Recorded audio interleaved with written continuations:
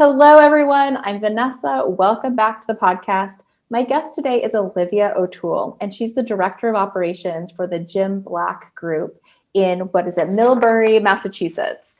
And yeah, that's our offices. Yes.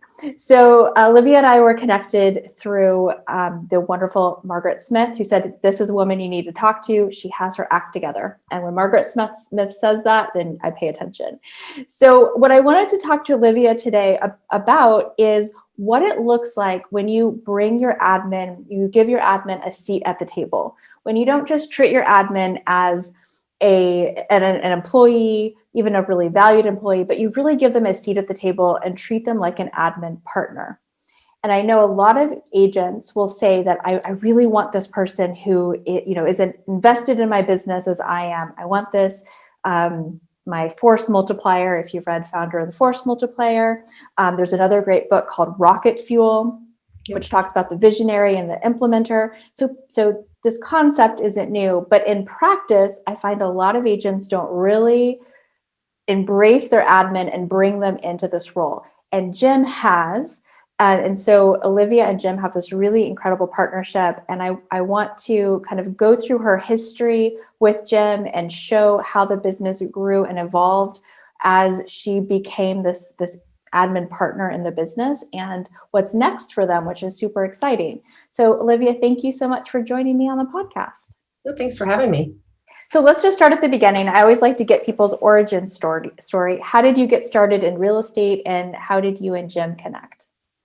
So originally I was doing temp jobs, various temp jobs, and I got connected with a real estate agent and ended up working with him for about a year and a half.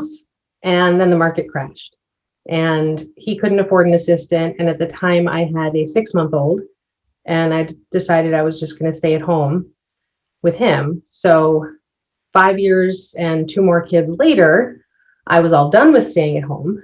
And I started to look into getting back into the job market. And that same agent suggested that I do like an independent transaction coordinator, virtual assistant position, mostly because he wanted to work with me but couldn't afford to pay me full time. So I got set up doing that. The person who was running the office I worked out of at the time had been an agent when I worked there, so he knew me, so we had that connection.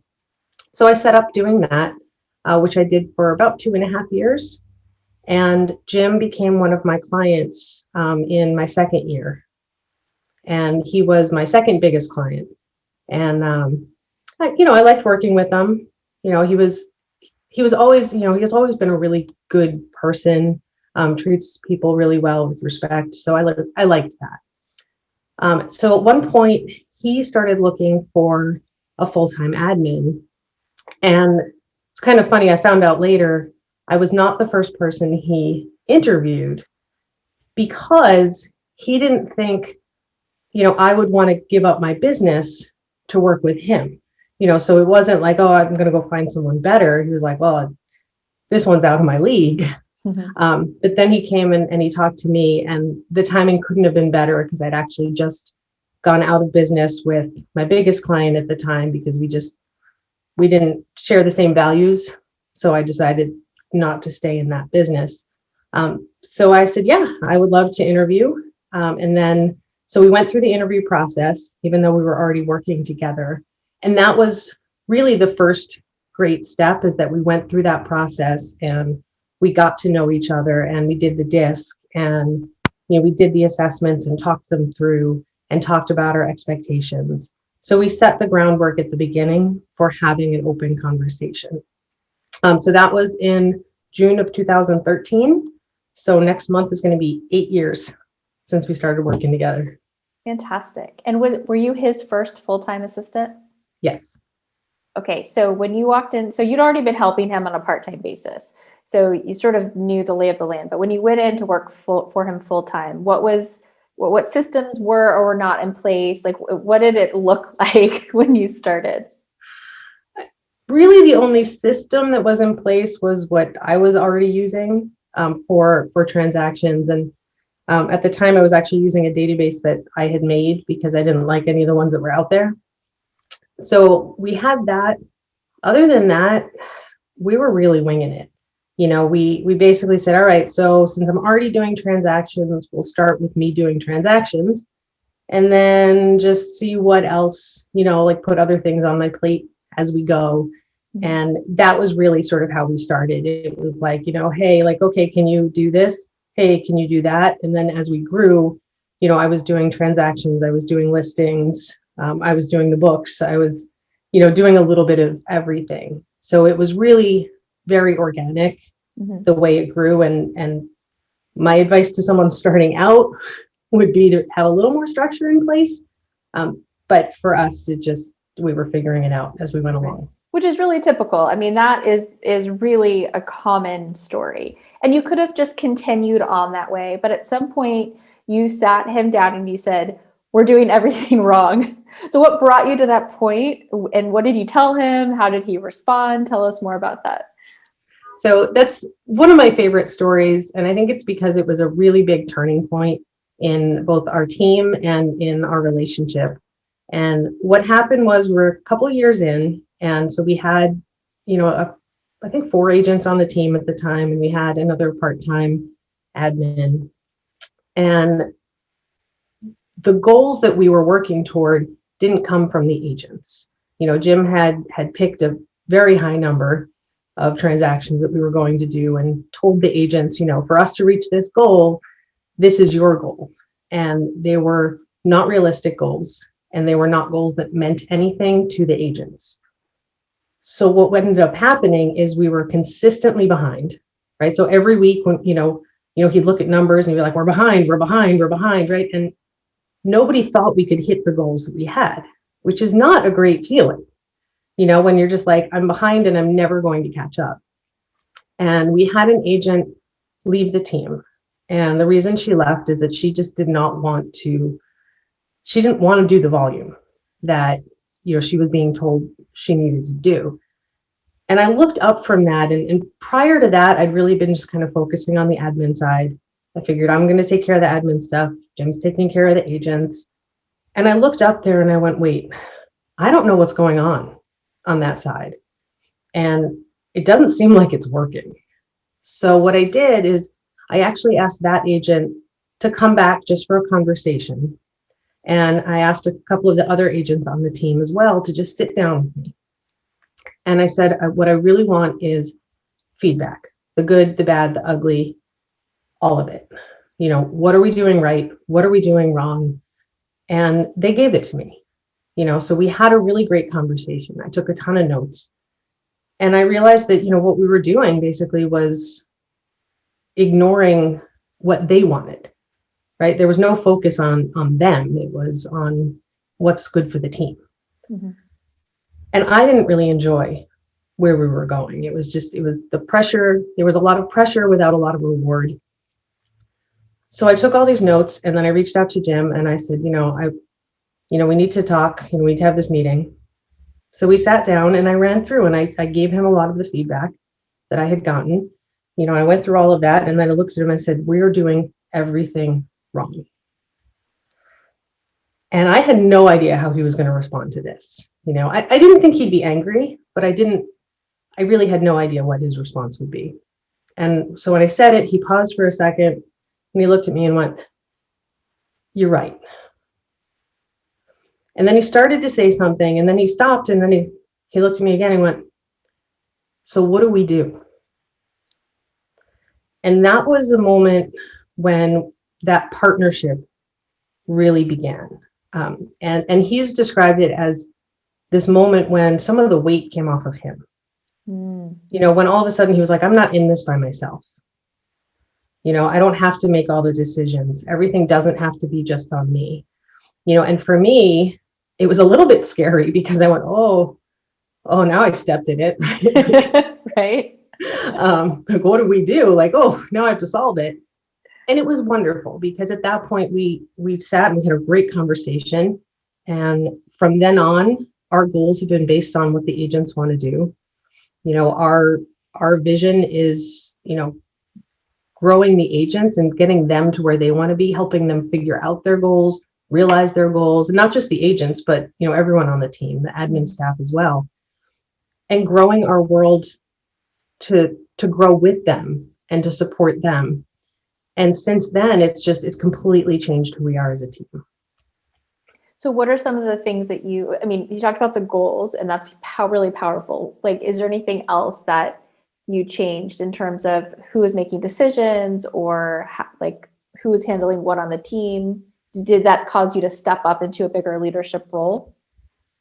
It did, because at that point, we decided that, anything that we were going to do as a team, he and I were going to discuss. It wasn't going to be like him just saying, like, here's what we're going to do, make it happen. We were going to discuss what was going to happen. I certainly at that time didn't have the same level of leadership as I do now. But that was really when he realized, like, I don't have to do this by myself, and I don't want to do this by myself. And this is someone, and he saw from me doing that, like, this is someone who really cares about this business, because I could have said nothing, right? I could have just kept doing my job. And he said, probably if I'd done that, the team wouldn't exist today. So it really did change, and we became much more a partnership and deciding together which way we wanted to go, which allowed me to really think more in terms of, like, okay, what do I want this team to be? What is going to help us grow? So we started really, not right away, but we started really sort of turning it into a team rather than a group. We started doing, regular meetings. We started, something we do to this day is, a quick morning meeting, where we check in with each other, see what our goals are for the day. So we started doing those things that really brought us together and kept the connection. And I started working on the culture. That was something that was important. It was like, that we can have all the productivity we want, but if it's not a place people want to be, then what's the point? Right. And so let's talk about that. What are some of the practical things you implemented that helped to improve the culture? So a couple of things. One is a super, super simple thing. Like, so in our morning meeting, which usually lasts about 15 minutes, like even today, and there's 15 people on the team now, everybody says one thing they're grateful for every morning, and then they'll say what their goal is for the day and what their win was for the day before. And I've felt it, and other people have said it, that practice of coming together and sharing gratitude, it really changes your day. Because there's been so many times, like, I've got, 3 kids that I've got to get ready in the morning, right? And so there's plenty of times, like, I come onto that meeting and just I don't even want to do this. And by the end of the meeting, we're smiling, we're laughing. Some of the gratitudes are really deep and meaningful, and some of them are silly and funny. And it's just that sharing and coming together. It's not like, okay, let's hit it. Let's just get to work. It's let's spend some time together as people. Let's connect, see what's going on in each other's lives. Then let's get to work. So that's one thing. It's a small thing, but it's a huge small thing. One of the other things we do is we are religious about one-on-one sessions with everyone on the team. Okay. At this point, they've gone to every other week just because we're getting bigger. So there's only so much capacity, but everybody does a one-on-one. The agents meet with Jim, the admin team meets with me, and we always, check in on, we'll check in on numbers, we check in on productivity, and we're checking on how are they doing? How's their mindset? What are their challenges? And one of the questions we always ask is, how can we support you better? Mm-hmm. So that was, those are a couple of things. We have our weekly meeting. We started doing, before COVID, we were doing like quarterly team outings. So we would, just go bowling, or, one time we went and we played pool, just whatever. We did axe throwing once, which is a little scary because the axe kept bouncing back at us. Oh God. I'm not very good at axe throwing. But just going out and just having a good time. And, and I think the biggest thing is really that we are very conscious about meeting them as people. Mm-hmm. They're not, agents who need to hit a certain number. They're not, admin staff that need to get a certain job done. They're people. They're people with goals and dreams and fears.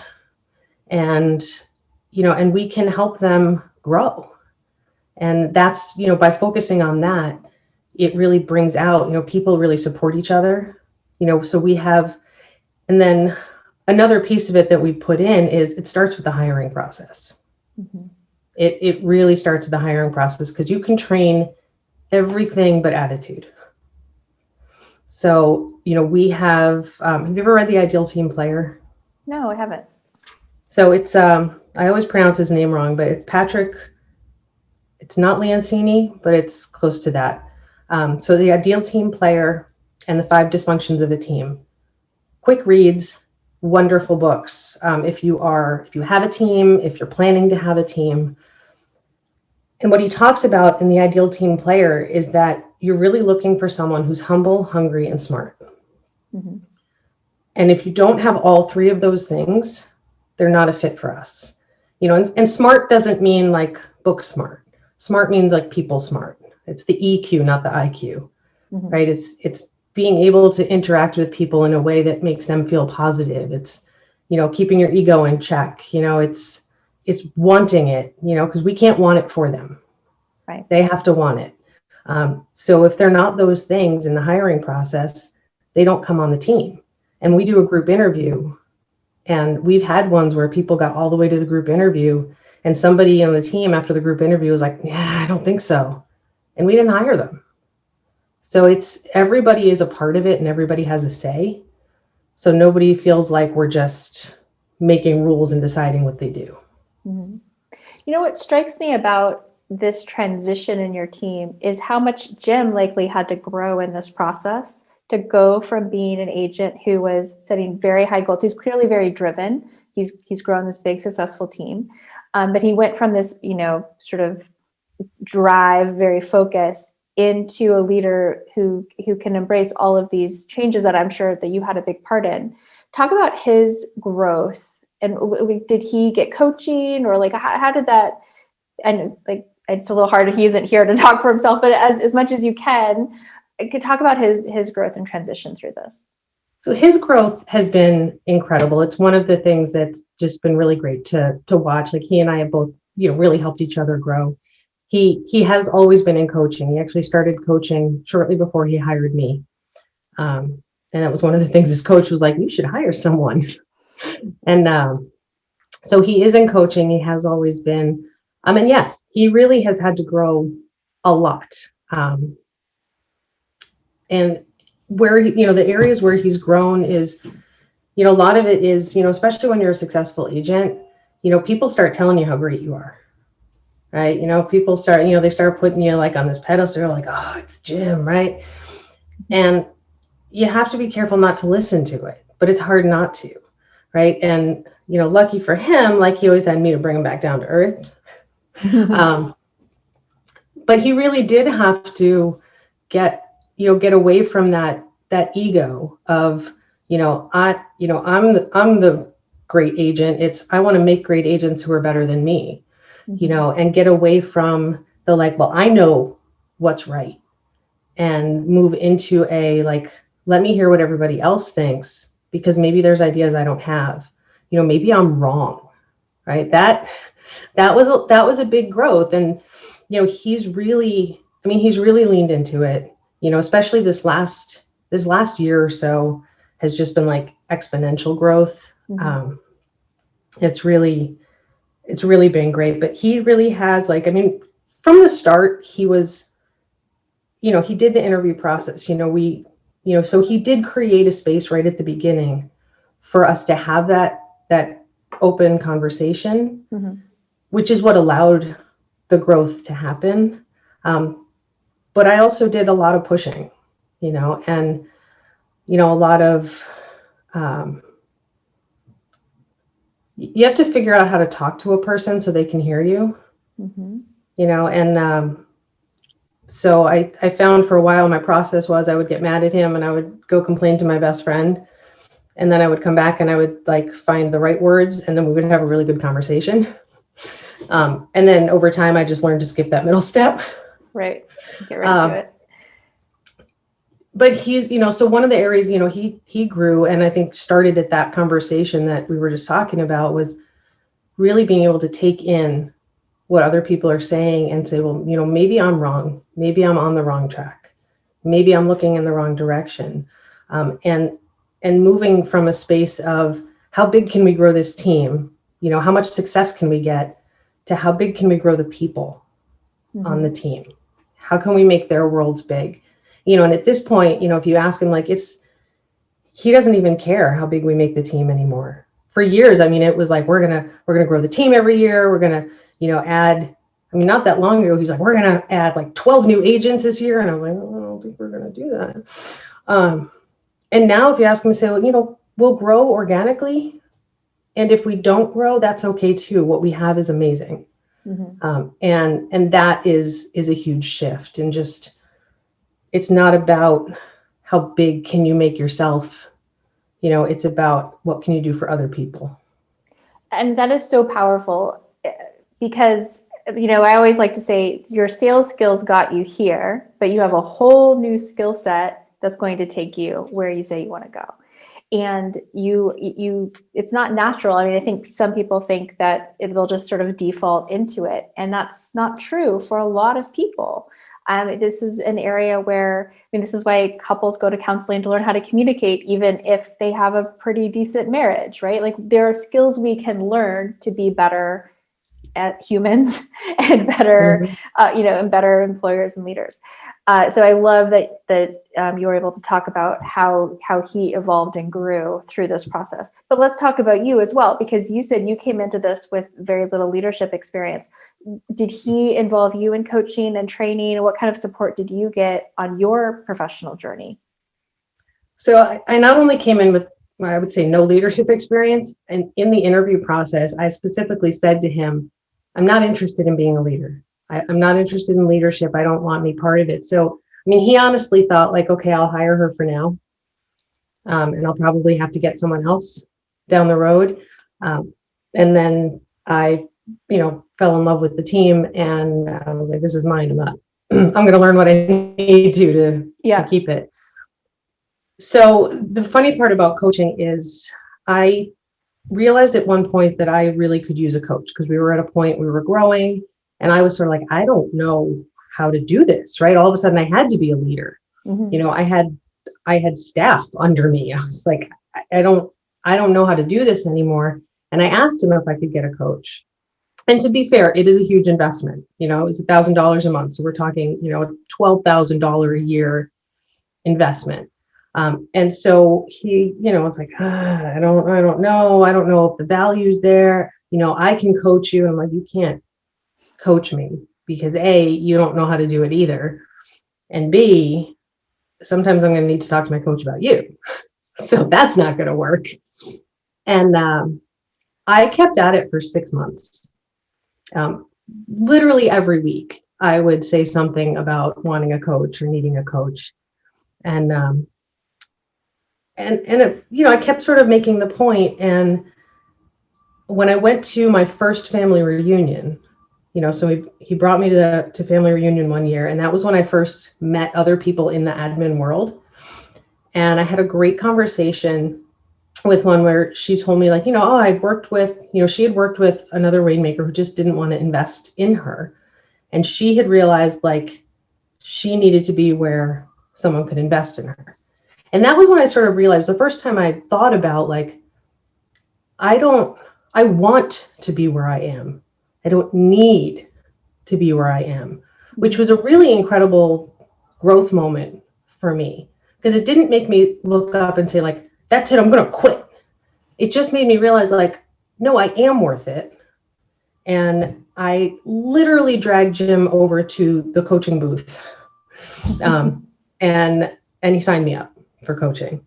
And it was just a few months after that we actually had that conversation where I told him everything was wrong. So big time.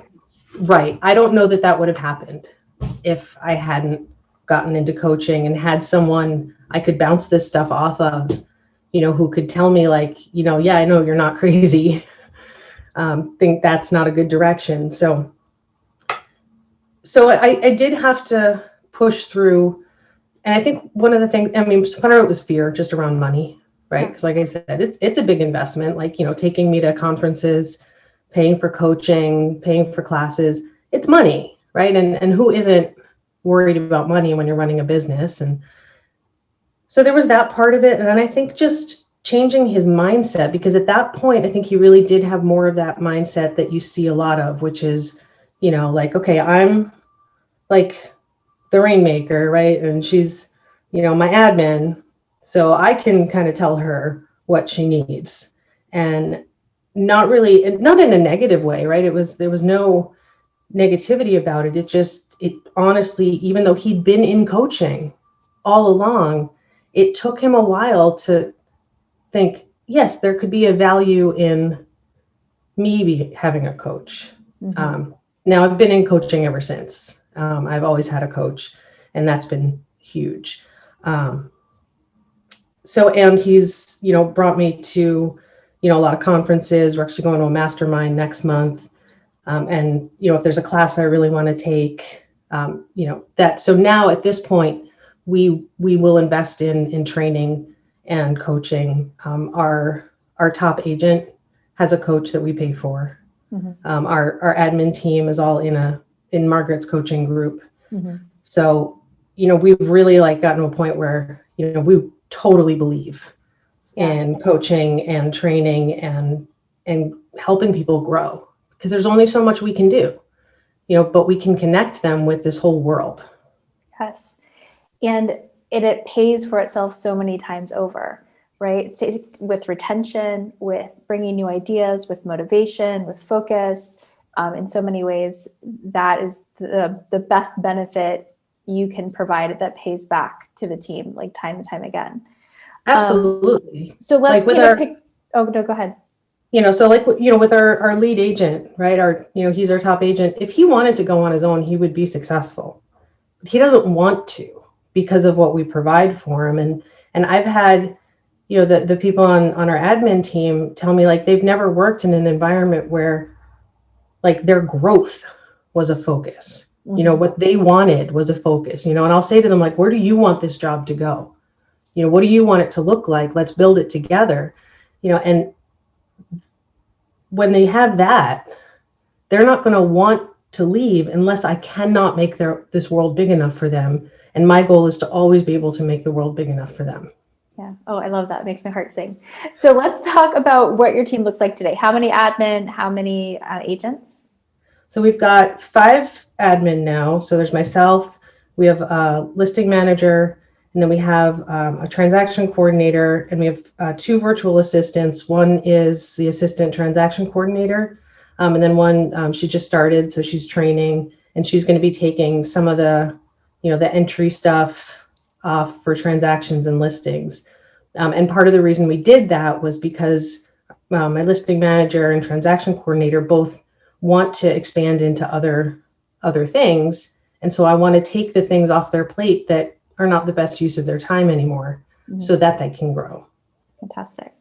And you shared with me that Jim is, can I share this? That Jim's going to be taking some time away through a transition. So, because I think this is the ultimate. I live in Spain, and agents all the time say, oh, I'd love to be able to travel and not be so tied into my business. And Jim has gotten to the point where he is going to take how long of a sabbatical before he makes the transition? Days. How many? 28 days. 28 days away from. I just want everyone to think about that. Imagine feeling confident walking away from your business for 28 days. It's pretty amazing. It's huge. And, one of the reasons for it really is because he is still very much in production. And we've talked a number of times about, pulling him back from production, but it's difficult to do when you're in it. Yes. Because, you feel like the call comes in and you feel like, oh, I have to work with this client. I need to work with this client, and people will call and say, I have to talk to Jim, so I'll get to Jim. If he's just not there, and it's going to be like a not there, like the only person on the team who can call him is me if I absolutely have to. And my goal is to not do that at all.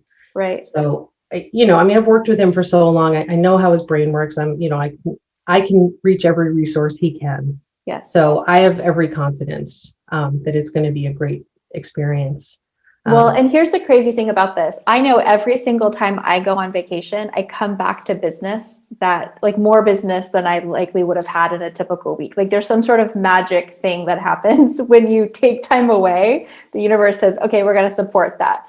So I'm sure he's going to come back and things will be just rocking. But you guys are also, so you want to continue to grow as well. And so you and Jim are now starting another company. So talk about the coaching and training and consulting that you guys are doing now.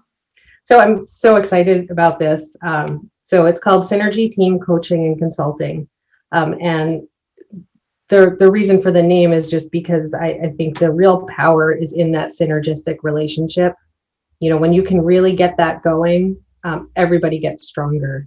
And this is something, so I did some coaching before. We were with KW for a while. We moved to EXP last year. So I did coaching with MAPS and I loved it. I absolutely love coaching and I really wanted to get back into it. And I've sort of been putting in Jim's ear for years, because I'm very persistent, that I'd love for us to do some training together, because we really are this great team that, you know, we support each other, you know, we complement each other. And I think that we have something to offer together that is unique. Mm-hmm. And it never was quite the right time. And then toward the end of last year, we started talking. We said, you know what, let's do this. You know, let's make this happen.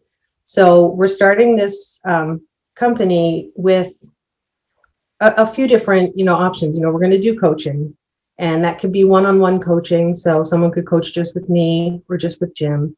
One of the things I'm really excited to offer is coaching for an admin and a Rainmaker with both of us. Mm-hmm. So it's to really help with that. You know, maybe they've just hired an admin and they want to figure out how to get this set, or maybe things aren't working so good and they need a little counseling. Mm-hmm. To come in there. We can also do coaching for the team. And then if somebody's like, well, I don't want coaching, but we're having some issues, we can come in and do consulting, right? So we'll spend a couple hours and do like a discovery session. Mm-hmm. You know, ask questions, see what's going on. And then we'll come back, you know, in a week with a strategy session. You know, here's what we see, here's what we suggest. You know, if you wanted to follow up with coaching, you could. If not, you know, here's what we've got.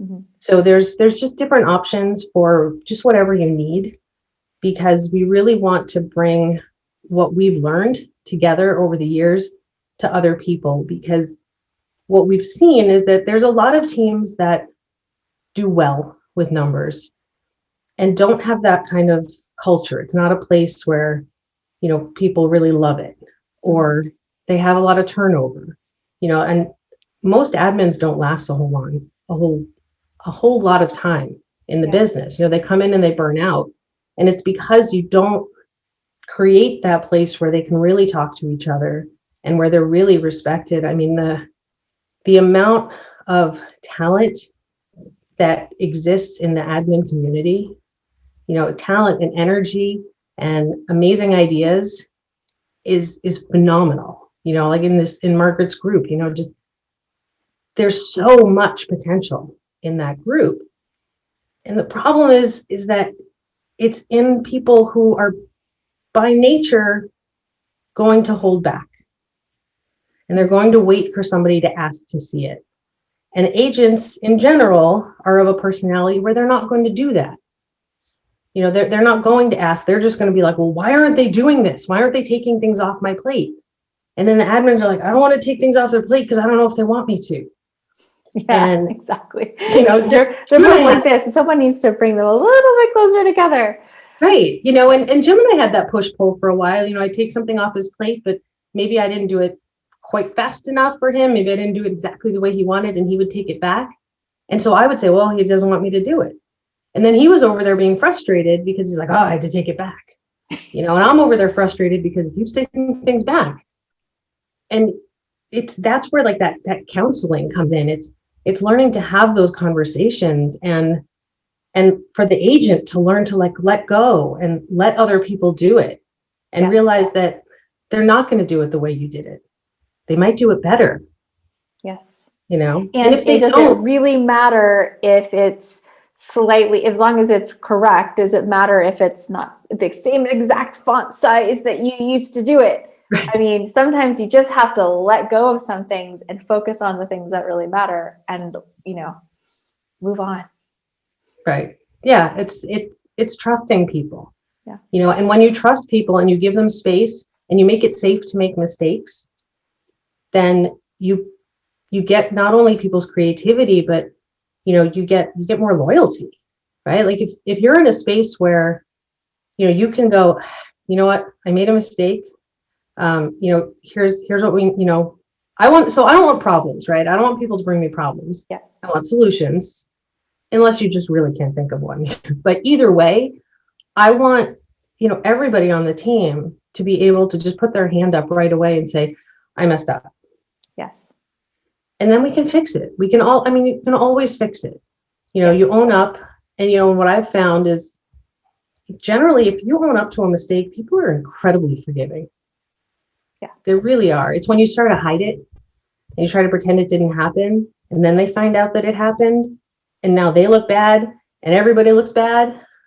That's an environment that's going to go toxic. Yeah. So we always make it very safe. If you made a mistake, tell me you made a mistake, right? If you make a mistake every day and it's a new mistake, cool, you're learning. Just don't make the same mistake every day. Right. Then I get frustrated. Yeah, exactly.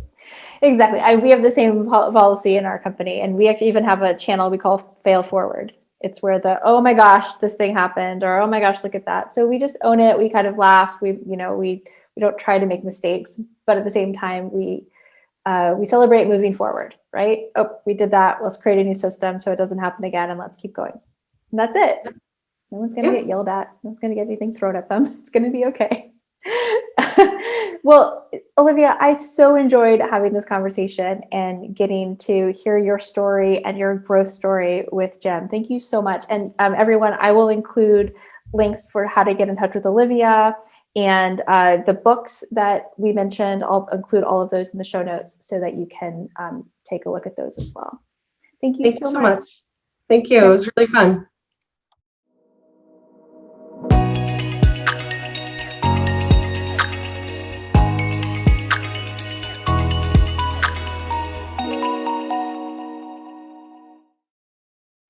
Okay, so I just wrapped up my interview with Olivia and we were chatting and we started talking about the DISC behavioral assessment.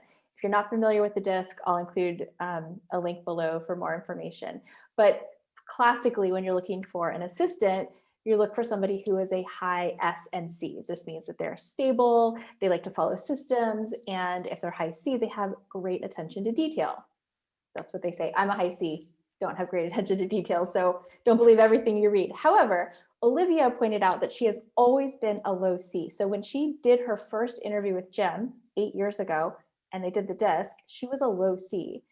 And yet she was able to grow the team. So Olivia, just to kind of talk about that, was Jem concerned about hiring you when he saw that you had a low C? Did you guys talk about it? And really, how good is your attention to detail? So he was a little, but again, I was already doing his transactions and, he saw that I was doing them well. So I think that definitely helped. The other thing that helped is he doesn't have a typical agent profile. He's a CD. Mm-hmm. So between the two of us, because at the time I was an IS, so we balanced each other very well. So, but again, I had told him I didn't want any part of leadership. So he was already figuring like, okay, I'll hire her for now. And then I'll throw someone else in. One of the things though, is because I have that low C and I always have, like I said, I created my own database that because I liked it better, it did everything I needed. So I know that I need to put a system into place to make sure I remember things. I know that I need a good system where I have all the information and all the details because I'm not going to remember them. I know that I need a good checklist because I'm not going to remember everything. So I think sometimes people who are better with details almost think that they don't need them. Mm-hmm. They're like, I'm good at remembering things. I'm terrible at remembering things and I know it. So I will make sure that I don't have to remember anything. Right. So that really helped. And, everyone who's disorganized will tell you they sort of have their own sense of organization, right? Like my desk is always messy, and Jim would come over and be like, how do you find anything? I'm like, why, what do you want? And he would tell me, and I'd be like, okay, hold on, it's right here. And I would, lift up a pile and find it. So there's always your own sense of figuring things out. But I think the big thing is, and I have been asked that a million times, I'm like, how did you do this job as a low C? Like, Yeah. I'm very stubborn.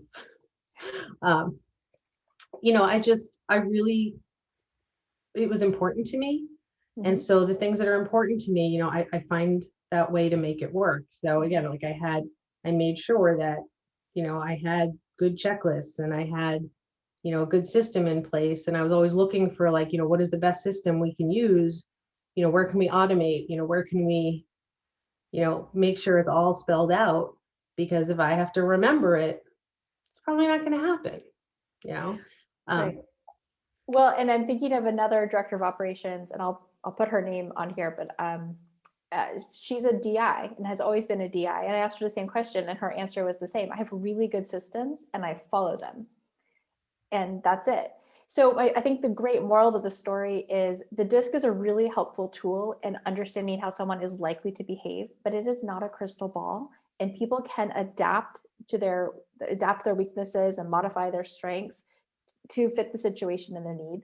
So you absolutely, under no circumstances, should use the DISC as your first disqualifying tool, because you very well could disqualify someone who would be a great fit. Because if I was, looking to hire somebody for Jim, and I was looking at the DISC first and I saw that IS, I wouldn't bother interviewing you, because high I, oh my gosh, she's going to be disorganized, too talkative.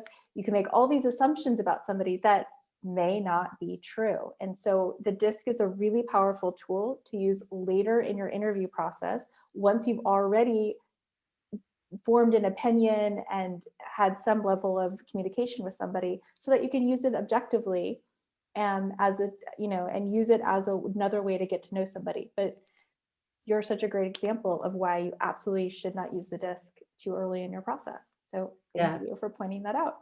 And I think that's actually helped me, like, as I became someone doing hiring, because, Jim and I, like, when you look at like the job assessments, we're both like medium fits for our job. My highest fit was a mega agent, which cracks me up, because the last thing I want to do is be an agent. Yeah. And Jim's a mega agent and he's not a match for it. So we've never been quite a match, either in DISC or, in the other assessments. So when I do assessments on people, I approach them with a grain of salt. I say, okay, this is information about them. It's not good, it's not bad, and it's a place to start a conversation. Exactly. And a lot of times what will happen is they go, right, I know that that's a weakness, and here's what I've done to work on that. Right. And that's great. That's what you want to see, so it's a great starting point, or maybe not a starting point, but it's a great place to have conversations. And for me, the DISC, the real value in the DISC, and I've seen people use it as like a, well, I'm a D, so this is how I am, well, this is how I am, because, people use astrology the same way, right? Right. For me, the power of the DISC is understanding myself. So I was mentioning while we were chatting, when I first started, I was an IS. My D was well below the line. Over the years, between growing in leadership in the role, and then, I also ended a marriage, right? So there was a lot of life changes. I became a coach.